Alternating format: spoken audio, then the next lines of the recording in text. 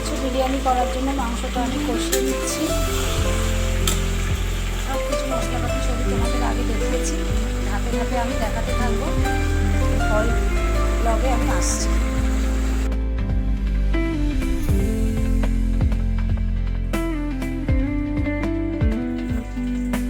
এই হচ্ছে মাংসের গ্রেভিটা।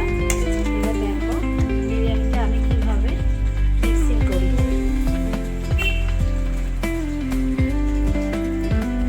সো গাইস দেখতে থাকো।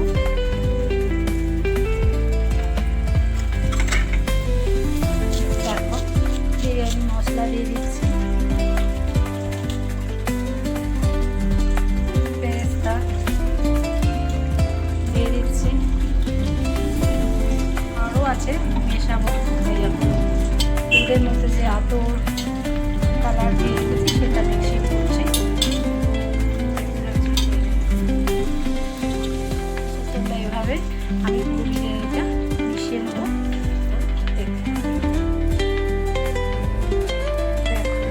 আলু বোখরা দিয়ে আমি এভাবে দিয়ে দেবো।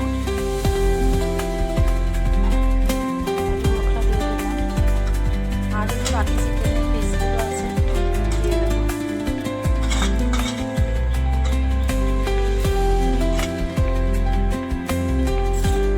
মেশানো বাকি।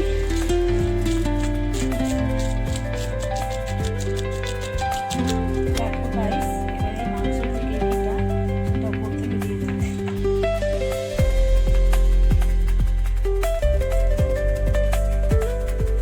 তোমরা একবার এইভাবে বানিয়ে খেও, দেখতে অসাধারণ লাগে।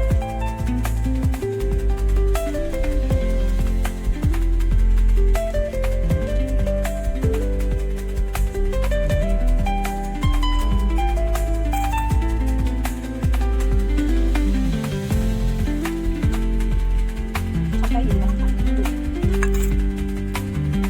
এবার বিরিয়ানিটা আমি ছাকাবো, ছাকিয়ে তারপর আবার ফিরে আসছি, তারপর দম বসাবো। এর মধ্যে আটা দিয়ে এর মুখটা সিল করে দেওয়া যায়, আমিও দিই, কিন্তু আমার কিন্তু এই ঢাকাটা একদম প্রেশার কুকারের মতো, প্রেশার কুকারের কাজ করে। তো সেই কারণে এটা 10 মিনিট অথবা 15 মিনিট রাখলেও অসুবিধা নেই, দমে থাকবে। গরম জল দিয়ে জলের মধ্যে বসিয়েছি, 10-15 মিনিট বাদ ছাড়াই। সো আবার 10 মিনিট পরে আমি ফিরে আসছি।